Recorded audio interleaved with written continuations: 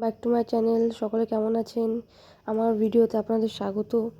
সুন্দর একটা সকাল দিয়ে আমার সকালটা শুরু হলো। আমি দেখুন চানও করে নিয়েছি।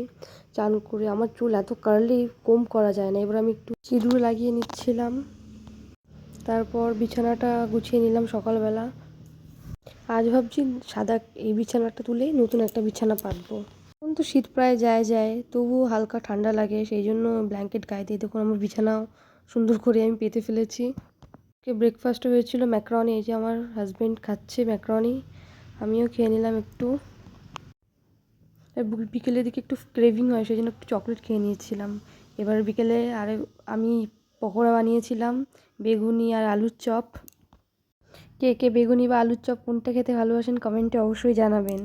এবার আমি রাতের বেলার ডিনারে তো আমাদের সবজি ছিল, দুপুরবেলা তো আমি শুধু রুটি বানিয়ে নিয়েছি। রুটি বেলতে মোটামুটি আমার খুব ভালোই লাগে। এই যে ফুলকো ফুলকো রুটি ফোলাচ্ছি, ভালোই ফুলছে রুটিগুলো। কে কে রুটি বানাতে ভালোবাসে কমেন্টে জানাবে অবশ্যই।